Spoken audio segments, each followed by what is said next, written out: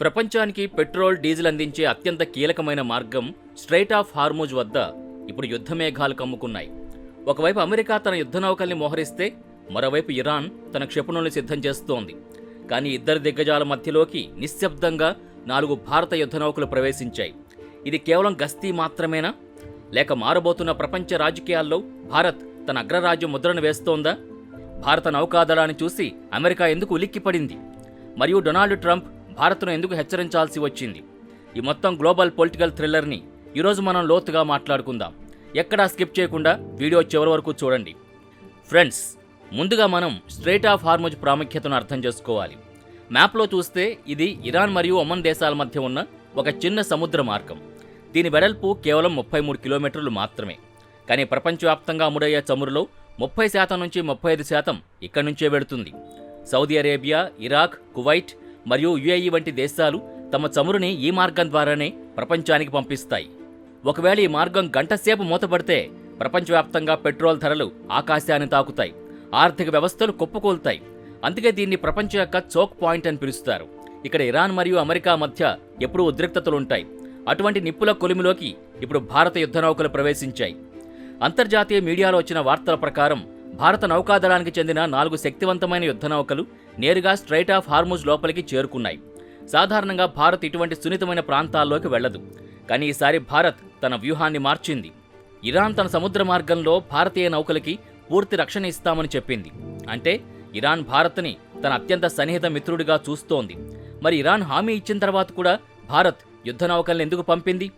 దీని వెనుకున్న అసలు కారణం వ్యూహాత్మక స్వయం ప్రతిపత్తి. భారత్ ప్రపంచానికి ఒక సందేశం పంపింది: మా ఓడల్ని రక్షించుకోవడానికి మాకు ఎవరి హామీ అక్కర్లేదు, మాకు మేమే రక్షించుకోగల సమర్థులం. ఈ పరిణామాల మధ్య ఇరాన్ భారత్కి ఒక భారీ ఆఫర్ ఇచ్చింది. ప్రపంచం మొత్తం ఇంధన సంక్షోభంలో ఉన్నప్పుడు ఇరాన్ భారత్కి అదనపు చమురు మరియు గ్యాస్ సరఫరా చేస్తామని ప్రకటించింది. అది కూడా రాయితీ ధరలకిచ్చే అవకాశం ఉందని వార్తలొచ్చాయి. ఇది వినగానే వాషింగ్టన్లో డొనాల్డ్ ట్రంప్ ప్రభుత్వం ఉలిక్కిపడింది. ఎందుకంటే ఇరాన్పై అమెరికా అనేక ఆంక్షలు విధించింది. ఇరాన్ నుంచి ఎవరూ చమురు కొనకూడదని అమెరికా శాసిస్తోంది. కానీ భారత్ మాత్రం తన జాతీయ ప్రయోజనాల కోసం ఇరాన్తో చర్చలు జరుపుతోంది. దీనిపై ట్రంప్ స్పందిస్తూ భారత్ ఇరాన్ వైపు నిలబడితే అది అమెరికా ప్రయోజనాలకు విరుద్ధమవుతుందని హెచ్చరించారు. భారత నౌకాదళం ఇక్కడ ఉండడం కొత్తేమీ కాదు. 2019లో గల్ఫ్ ప్రాంతంలో ఓడలపై దాడులు జరిగినప్పుడు భారత్ ఆపరేషన్ సంకల్ప్ ప్రారంభించింది. అప్పట్నుంచి భారత యుద్ధ నౌకలు నిరంతరం అక్కడ గస్తీ కాస్తున్నాయి. కానీ ఈసారి 4 యుద్ధ నౌకలు ఒకేసారి వెళ్లడం అనేది భారత్ తన బ్లూ వాటర్ నేవీ సామర్థ్యాన్ని నిరూపించుకోవడమే. ట్రంప్ హెచ్చరికల తర్వాత న్యూఢిల్లీ నుంచి వచ్చిన సమాధానం ప్రపంచాన్ని ఆశ్చర్యపరిచింది. భారత విదేశాంగ శాఖ స్పష్టంగా చెప్పింది: భారతదేశం తన విదేశీ విధానాన్ని ఎవరి ఒత్తిడితోనూ మార్చుకోదు. మాకు అమెరికా మిత్రుడే, కానీ మా దేశ ప్రజలకు ఇంధనం అందించడం మా ప్రథమ కర్తవ్యం. ఇది నవభారతం యొక్క గొంతు. ఒకప్పుడు అమెరికా అంటే భయపడే దేశం ఈరోజు అమెరికా కళ్లల్లోకి కళ్ళు పెట్టి మాట్లాడుతోంది. రష్యా నుంచి చమురు కొన్నప్పుడు కూడా భారత్ ఇదే వైఖరిని అవలంబించింది. ఇప్పుడు ఇరాన్ విషయంలో కూడా భారత్ తన జాతీయ ప్రయోజనాలకే పెద్దపీట వేస్తోంది. స్ట్రెయిట్ ఆఫ్ హార్ముజ్ వద్ద ప్రస్తుతం పరిస్థితి ఎలా ఉందంటే, ఒకవైపు అమెరికా యొక్క భారీ ఎయిర్ క్రాఫ్ట్ క్యారియర్స్ ఉన్నాయి, మరోవైపు ఇరాన్ యొక్క స్పీడ్ బోట్స్ మరియు క్షిపణి వ్యవస్థలున్నాయి. ఇద్దరి మధ్య భారత యుద్ధ నౌకలు ఒక భద్రతా కవచంలా ఉన్నాయి.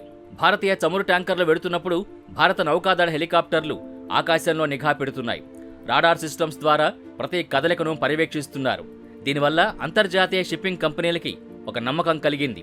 భారత నౌకాదళం ఉన్న చోట భద్రత ఉంటుందని ప్రపంచం గుర్తించింది. ఇది భారత సాఫ్ట్ పవర్ మరియు హార్డ్ పవర్ కలయిక. ఫ్రెండ్స్, భారత్ తన చమురు అవసరాల్లో 80% దిగుమతి చేసుకుంటుంది. ఇందులో సింహభాగం పర్షియన్ గల్ఫ్ నుంచే వస్తుంది. ఒకవేళ ఇరాన్ అమెరికా యుద్ధం వస్తే భారత్లో పెట్రోల్ లీటర్ 200 రూపాయలైనా ఆశ్చర్యం లేదు. అందుకే ఈ మార్గాన్ని సురక్షితంగా ఉంచడం భారత్కు జీవన్మరణ సమస్య. ఇరాన్లో భారత్ అభివృద్ధి చేస్తున్న చాబహార్ ఓడరేవు గురించి మీకు తెలిసే ఉంటుంది. ఇది పాకిస్తాన్లోని చైనా నిర్మించిన గ్వాదర్ ఓడరేవుకి చెక్ పెట్టడానికి భారత్ వేసిన మాస్టర్ ప్లాన్.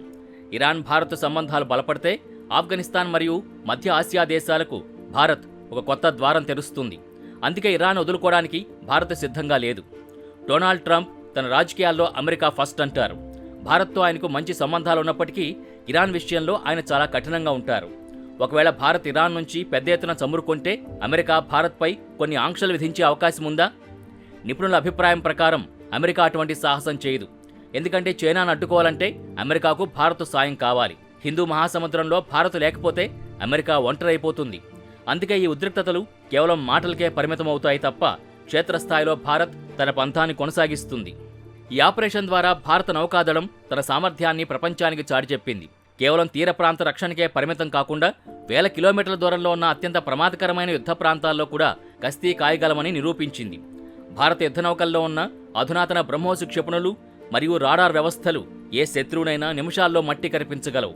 ప్రస్తుతం ప్రపంచంలో కేవలం కొన్ని దేశాలకు మాత్రమే బ్లూ వాటర్ నేవీ హోదా ఉంది. అంటే సముద్రంలో ఎక్కడైనా యుద్ధం చేయగల శక్తి. భారత్ ఇప్పుడు ఆ దిశగా వేగంగా అడుగులు వేస్తోంది. మన 3వ ఎయిర్ క్రాఫ్ట్ క్యారియర్ కూడా సిద్ధమవుతోంది. ఫ్రెండ్స్, అరబిక్ సముద్రం నుంచి స్ట్రైట్ ఆఫ్ హార్ముజ్ వరకు జరుగుతున్న ఈ పరిణామాలు ఒకటే చెబుతున్నాయి. నవభారతం ఎవరికీ తలొగ్గదు. శాంతిని కోరుకుంటాం, కానీ మా ఇంధన భద్రతకు ముప్పు వాటిల్లితే మాత్రం యుద్ధ నౌకల్ని పంపడానికి కూడా వెనకాడం. రాబోయే రోజుల్లో ఇరాన్ మరియు భారత్ మధ్య పెద్ద చమురు ఒప్పందం జరిగే అవకాశం ఉంది. ఇది కనుక జరిగితే భారతదేశ ఆర్థిక వ్యవస్థకు అది ఒక పెద్ద ఊతమవుతుంది. అమెరికా ఒత్తిడిని ఎదుర్కొంటూనే రష్యా మరియు ఇరాన్లతో సంబంధాలు నేర్పడం భారత దౌత్య విజయానికి నిదర్శనం. ఇక్కడ మనం మరో ఆసక్తికరమైన విషయాన్ని గమనించాలి. భారత్ ప్రస్తుతం I2U2 అనే శక్తివంతమైన గ్రూపులో సభ్యదేశంగా ఉంది. దీన్ని మిడిల్ ఈస్ట్ క్వాడ్ అని కూడా పిలుస్తారు. ఒకవైపు అమెరికా మరియు ఇజ్రాయెల్తో రక్షణ ఒప్పందాలు చేసుకుంటూనే మరోవైపు అమెరికాకు బద్ధ శత్రువైన ఇరాన్తో చమురు వ్యాపారం గురించి చర్చలు జరపడం అనేది ప్రపంచ దౌత్య చరిత్రలో ఒక అద్భుతం. దీన్ని రాజకీయ పరిభాషలో మల్టీ అలైన్మెంట్ అంటారు. అంటే మనం ఎవరికీ బానిసలం కాదు. మనకి ఎవరితో అవసరమో వారితో స్నేహం చేస్తాం. చైనా వంటి దేశాలు కేవలం ఒక పక్షమే వహిస్తాయి. కానీ భారత్ మాత్రం ప్రపంచంలోని అన్ని దేశాలతో తనకంటూ ఒక ప్రత్యేక స్థానాన్ని నిర్మించుకుంది. స్ట్రైట్ ఆఫ్ హార్ముజ్ వద్ద భారత యుద్ధ నౌకల ఉనికి ఈ వ్యూహానికి ఒక సజీవ సాక్ష్యం. భారత నౌకాదళం కేవలం యుద్ధ నౌకల్ని మాత్రమే పంపలేదు. సముద్ర గర్భంలో దాగి ఉన్న శత్రువుల సబ్మెరైన్స్ని పసిగట్టడంలో ప్రపంచంలోనే అత్యుత్తమమైన P-8I పోసిడాన్ నిఘా విమానాల్ని కూడా ఈ ప్రాంతంలో రంగంలోకి దించింది. ఇవి గంటల తరబడి సముద్రంపై ఎగురుతూ ప్రతి చిన్న కదలికని భారత కమాండ్ సెంటర్కి చేరవేస్తాయి. అమెరికా యుద్ధ నౌకలు మరియు ఇరాన్ క్షిపణుల కదలికల్ని భారత్ ఇప్పుడు రియల్ టైంలో పర్యవేక్షిస్తోంది. ఒకవేళ పొరపాటున ఎవరైనా భారతీయ ఓడలపై దాడికి ప్రయత్నిస్తే సెకండ్ల వ్యవధిలో సమాధానం చెప్పడానికి మన డిస్ట్రాయర్ యుద్ధ నౌకలు సిద్ధంగా ఉన్నాయి. ఇది చూసిన తర్వాతే అంతర్జాతీయ ఇన్సూరెన్స్ కంపెనీలు కూడా భారతీయ ఓడలకి బీమా ఇవ్వడానికి ముందుకొస్తున్నాయి. అంటే యుద్ధం రాకుండా అడ్డుకోవడంలో భారత్ ఒక శాంతి స్థాపకుడి పాత్రను పోషిస్తోంది. మీరు అనుకోవచ్చు, సముద్రంలో యుద్ధ నౌకలుంటే మాకేంటి అని. కానీ మిత్రులారా, దీని ప్రభావం నేరుగా మీ జేబుపై పడుతుంది. ఇరాన్ నుంచి భారత్కి చమురు సరఫరా పెరిగితే మరియు సముద్ర మార్గం సురక్షితంగా ఉంటే మన దేశంలో ద్రవ్యోల్బణం తగ్గుతుంది. రవాణా ఖర్చులు తగ్గితే నిత్యావసర వస్తువుల ధరలు తగ్గుతాయి. అందుకే ప్రధాని మోదీ నాయకత్వంలోని ప్రభుత్వం అమెరికా వంటి అగ్రరాజ్యాల ఒత్తిడిని సైతం లెక్క చేయకుండా ఇరాన్తో సంబంధాలు నెరుపుతోంది. ఇది కేవలం దేశ ప్రతిష్టకు సంబంధించిన విషయం మాత్రమే కాదు, కోట్ల మంది భారతీయుల ఆర్థిక స్థితిగతులకి సంబంధించిన విషయం. చైనా మనల్ని సముద్రంలో చుట్టుముట్టాలని చూస్తున్న స్ట్రింగ్ ఆఫ్ పెరల్స్ వ్యూహానికి భారత్ ఇక్కడ ఇరాన్ తీరంలో తిరుగులేని సమాధానమిచ్చింది. భారతదేశం ఇప్పుడు ప్రాజెక్టు 75I ద్వారా తన నౌకాదళాన్ని మరింత ఆధునీకరిస్తోంది.